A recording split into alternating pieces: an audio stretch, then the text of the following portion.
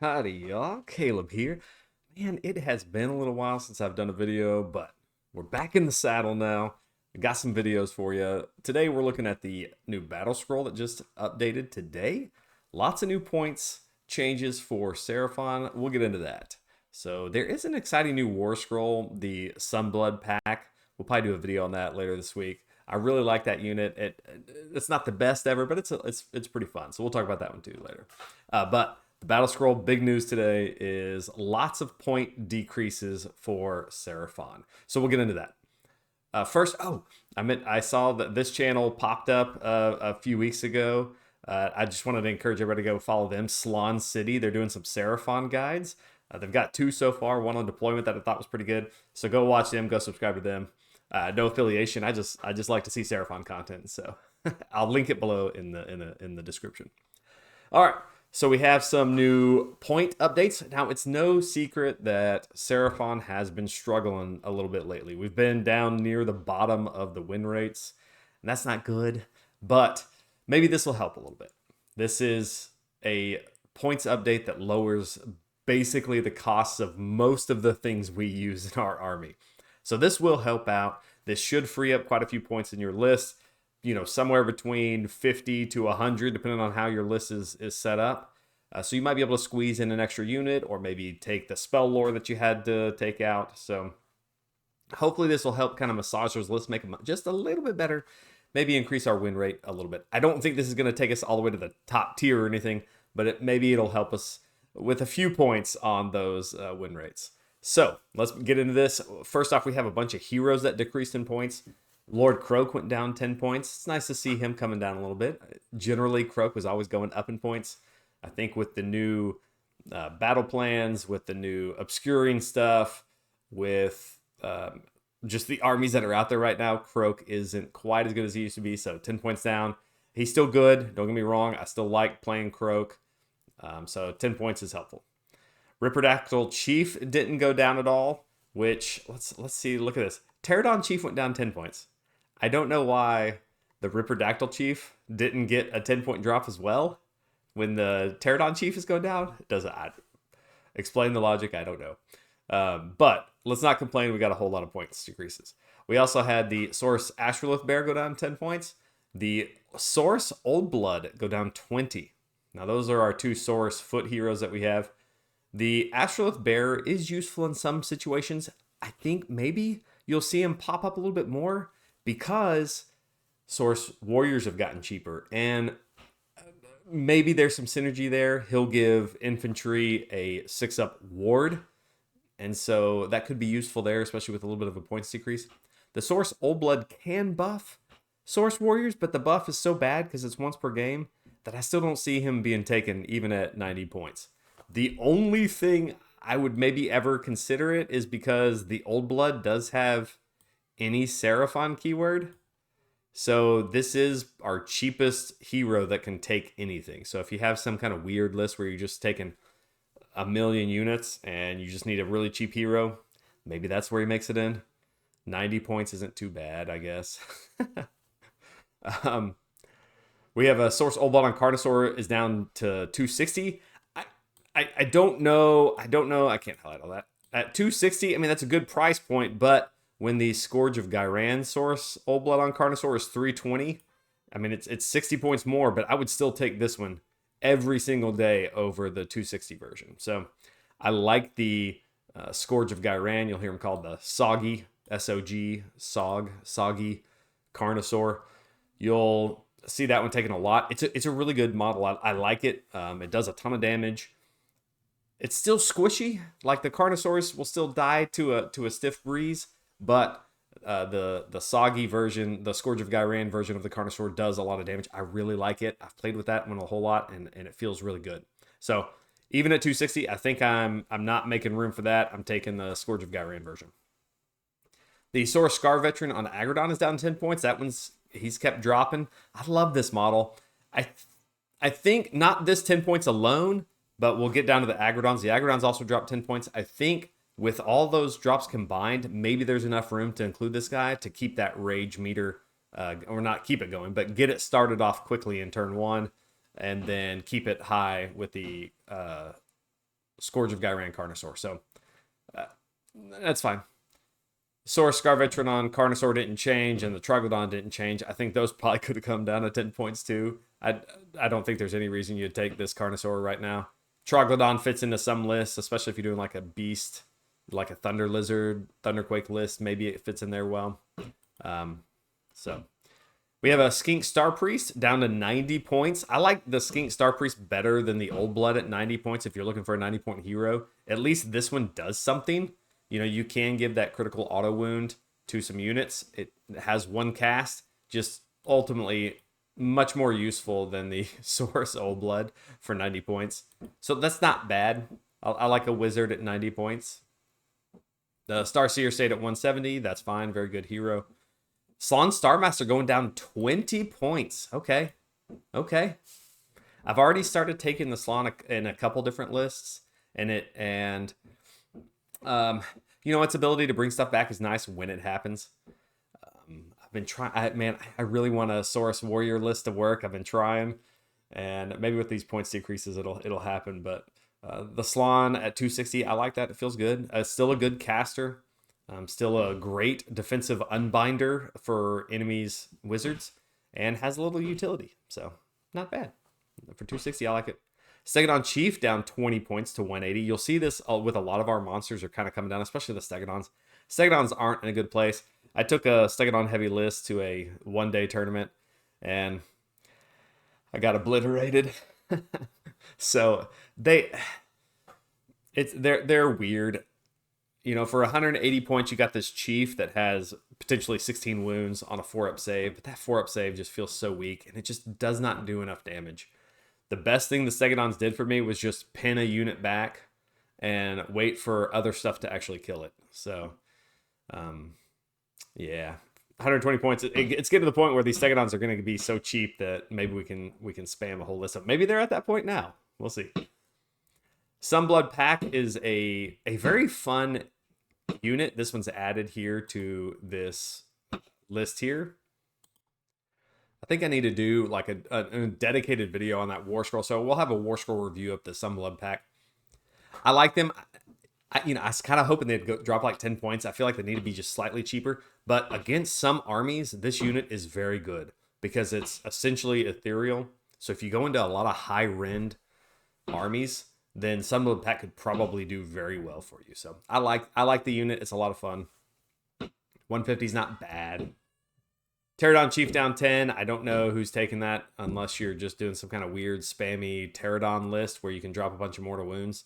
It would probably work well into some armies, but other armies, they're just going to evaporate those Pterodons like crazy. Scourge of Gyran Carnosaur is down 20 points. I love that. It was already good at 340. 320 is even better, so I really like that Carnosaur. I think a lot of lists you're going to see, you'll either see this Carnosaur or you'll see Kurok as your, your commander, whatever it's called, War Master. That'll be your general in a lot of lists.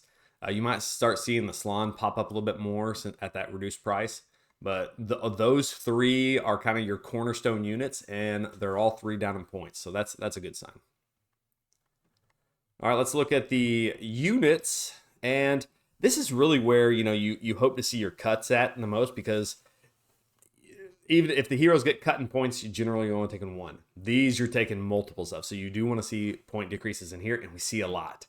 So Agrodon Lancers are down 10 points. That is just enough that you can do a very spammy Agrodon Lancer list with the Scourge of Gyran Carnosaur. I think you can fit 24 Lancers, Agrodon Lancers, with that Carnosaur into a 1-drop list. And that would be beautiful. It used to be run with the old version of the Carnosaur, and that was much worse. It was still fun, but it was much worse.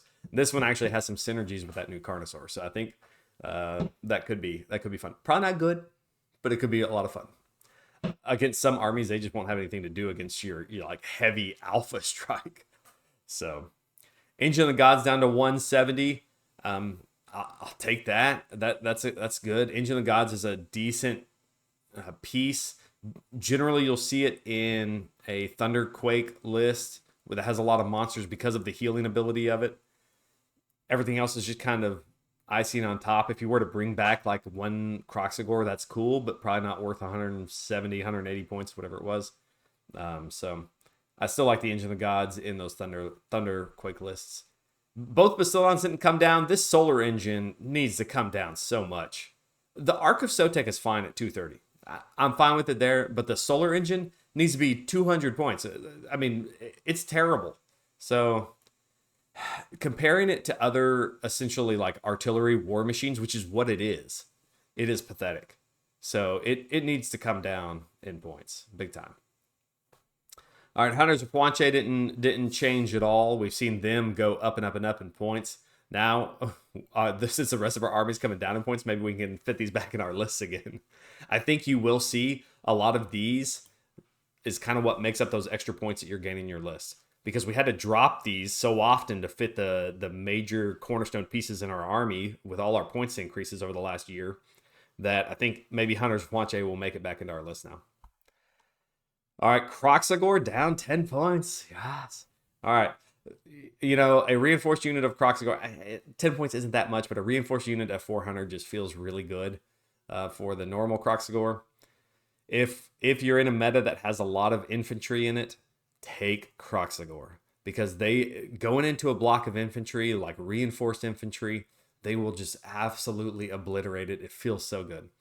If they're not hitting their preferred target, they're still a decent unit. A lot of wounds, decent damage, can be hard to shift. So it's a good all-around unit. 200 points for 3, it feels about right. Croxagore Warspawn, very dependent on what you can buff it with. You have to have skinks for it, so don't think of it as a 420-point unit when they're reinforced.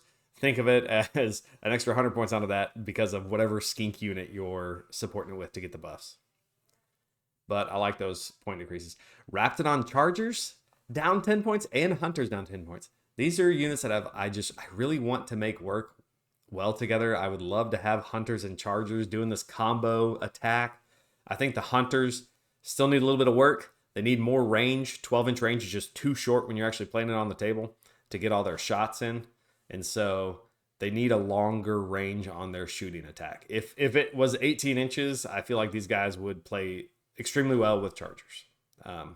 Maybe that's a skill issue. I don't know. I think you'll see Chargers, Raptidon Chargers, spammed a little bit. There were some lists a while back that had, you know, quite a few Raptidon Chargers in it. So maybe with that points decrease, you'll see that kind of make a resurgence. In the end, they are still quite efficient. They just have -1 rend, and they're so fragile. So they will die, and they'll bounce off of things that have a really good save. So one unit, reinforced, 10 of them for 260, shooting across the board, hitting the target that's a little bit softer, doesn't have high armor, would be a good role to fill. So I still like Chargers. Ripperdactyl Riders, and we kind of bunched those up with Pterodon Riders. Didn't really go down in points. Ripperdactyl Riders should be the same price as Pterodon Riders. They fill a different role, but they're essentially the same unit. Ripperdactyl Riders have a little bit more damage on the attack. They have some attacks. Pterodons do mortal wounds, not very well. But in the end, they're just a 3-man screen that has coherency of 2 inches. Like that's what they're there for. There might be a way to play Pterodon Riders where you focus on mortals, but I just don't think it works well. So for a screen, these things should both be 90 points. All right, Source Guard stayed at 120. I'm fine with that. They're still very efficient. You know, you reinforce that. That's 20 wounds for 240, and they have a 3-up save, 5-up ward because they're going to be near your Slon or Croak, and then you're going to be generally going to be ignoring 1 Ren because of Itzel Asterism. All out defense. This is an incredibly hard unit to shift. I think this may have been the only unit that didn't die in all my games at my last RTT. So a very good unit for what they do. Obviously, there's a tax of you have to have a Croak or a Slon near them, so you can't really spam guards. So you don't really need to worry about, you know, having these things too cheap because you can only have so many of them around your Slon. Saurus Warriors. All right, Saurus Warriors down 10 points. I like this. I already liked Source Warriors a lot. At 160, at 150, it feels a lot better. Now, I'm going to caveat that with saying Source Warriors are only as good as the battle plan you're playing. Okay, so if you can get Itzel, if you can, the asterism that gives -1 rend to melee attacks coming into you, if you can get on objectives, Source Warriors feel amazing. They do really well there. Either minimum units play the board really well, or reinforced units are like unshiftable on an objectives, essentially. So I like those. One going down 10 points. It really tempts me to take a giant Source Horde army. So I've done that in the past, and I think I may have to try to do that again with these points decreases. It's probably not great. You'll probably play every battle plan that doesn't have territory that goes to the middle and doesn't have objectives that you can get on, and then lose all your games. Skink stayed at 80 points. That's fine. They're a screen. Other than that, they really don't have a role. And to be honest, they're not even the best screen because it's a unit of 10. They just can't. They probably can't even cover as much ground as like the Pterodons or Ripperdactyls for 90 points. But 80 points, they fill a role. 10 bodies. Sometimes they can get in the way. They do have some decent like the redeploy where you roll 2 dice paired up with the Skink Chief. You know, you can have some interesting stuff there, but in the end, they're not going to do anything other than get in the way. Spawn of Chotek, 100 points, just needs a new War Scroll. Stegodon for 170. It's fine. The shooting almost never does any damage. Melee is okay on the charge, but at -1 rend, you're not getting through anything tough. So it's a good pinning piece. It can be a distraction. It can be hard for someone to kill it with like things that are on the flanks.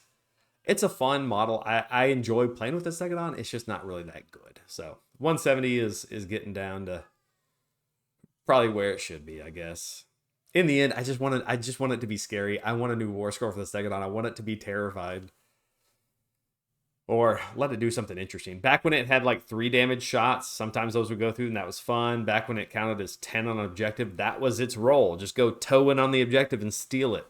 So if you could just give it something like that where it had a role, I'd be happy with it. Pterodon Riders at 90, Terra Wings at 70 are still decent for what they are, obviously. The big changes here, we still have to pay 20 points for our Celestial Manipulation. Why? It's not really that good of a War Scroll. It's like, you want Run and Charge? You have to pay 20 points for it. Kotal Familiar is 20 points still. At least the Realm Shaper engine is down 20 points to 0. Because, I'm going to be honest, I haven't taken the Realm Shaper engine in most of my lists over the past few months. So, seeing that it's free, now I'll at least bring it. That doesn't mean I'll actually put it on the board. So, all right, so that's all of our Battlescroll changes. Let's take a look at a couple lists to see how it affects them. All right, I try to post sometime during the week the best Seraphon lists from the past weekend at GTs. I do that over on X. If you want to follow, I'll link it below in the description if you want to go take a look at those. But we'll take a look at some of these and see what kind of points drops they made. So this was Bill Hennessy last weekend. He went 4-1. And let's see how many points he's going to get back. So he's getting 20 for the Salon Starmaster. 40, 60, 80. So he's getting 80 points back from the Seraphon stuff, but Saviors of Cinderfall went up 20 points or 30. Okay, I'm going to have to go pull it up now. All right, there it is. So Saviors of Cinderfall went up 20. Skyport Profiteers, which is another one that we really like. Some of our best lists were using that, went up 30. So we did have some pseudo points increases based on those regiments of renown that we had take. So, all right, let's go back and look at that. So he's got 80 points, 2, 4, 6, 8 from Seraphon stuff that he's able to work with, but then lost 20 here. So he's got 60 points to work with. There's nothing immediately that you could add for 60 points, but man, I guess he can add in the the Realm Shaper engine. But 60 points might let you upgrade. Well, the way this list works, I'm not sure what you would change here. So you got an extra 60 points to work with. You could upgrade the Croxagore if you wanted to, but then you don't have any skink stuff to work with that. So maybe you drop the Saviors of Cinderfall, even though they're a good unit, and now you have 350 points that you can add into this list if you want to. Maybe that's the way I'd work it. Let's see. Here we had Bernstein's list, Michael Bernstein, and he has a Croak list. So this one also went 4-1 at the OFCC GT. I think this was maybe like 2 or 3 weekends ago. Croak's down 10 points. 2, 4. Let's see, 6 because he has. So he's down 70 points, but then he's up 30 points from Skyport Profiteer. So he's only netting 40 points in this list. So it should still play pretty well. What would you do for 40 points? I guess you could purchase a better manifestation lore if you want to. So that would be an extra 20 points there. You could add on to get to use up some of those points. So you'll see a lot of our lists end up using a lot of these Regiments of Renown, and they went up in points. How about this one? This one had some skinks in it, so this one might be kind of interesting. So we got 20 points from here, 40, 60, 80, 90. So he's got 90 points to work with here. Very nice. So he's already got Celestial Manipulation. We could take a different manifestation lore, or you could just add another unit of skinks to this list. He's running skinks pretty well in this one. He's got some Saurus Warriors. So gaining 90 points on a list that did well is pretty good. So that's an entire new unit. Just add another unit in there. Although you can't, because you have all your regiment slots are full. So maybe you could upgrade your skinks. I don't know how exactly he was using these skinks, but maybe he could upgrade those to like some Raptidon Chargers. That they're actually a better screen. They actually do damage. They're faster. So maybe that's what he would do here. This one had okay, that's too small. That was a two format list. We're not gonna look at that one. All right, another one from Michael Bernstein. We got Croak, Bastildon, couple of Croxagore, Skink Star Priest, which for some reason he was paying 120 points for. I don't know why. So he's got 50. I guess he was paying an extra 30 for that. I'm not sure why it's marked at that. So maybe he's got an extra 80, 100 points, but then minus 30. So he's got about 70 points to work with. But no place to put him because his regiments are full. So maybe he's extra 70 points. What would you do? That's like 10 points shy of upgrading the Star Priest to the Star Seer. He could sacrifice like one of his spell lores to upgrade that Star Priest to a Star Seer. Maybe you do that. I'm just thinking off the top of my head here. All right, let's look at one more. Oh, a 5-0 list. Back from July, though. But let's see. Who was this first off? Michael Nonamura. All right. Oh, a Thunderquake list. Nice. So we got 20 points here, 40, 50, 60, 70, 80, 90, 100 points. So he cleared 100 points in this Thunderquake list from the new update. So that should give you something to work with. What would you add to this list? You got a lot of beasts here. 100 points. I mean, I think the easy answer is add a screen in here, because that's one of the biggest things with Thunder Lizard lists is just you don't have a screen. So, all right. So I think we got some good points adjustments for us. Let me know what you're planning on doing with your extra 40 to 100 points. Are you upgrading something? You adding in a unit of skinks, or finally taking some decent spell lore with your army? All right, let me know, guys, and I'll see you next time.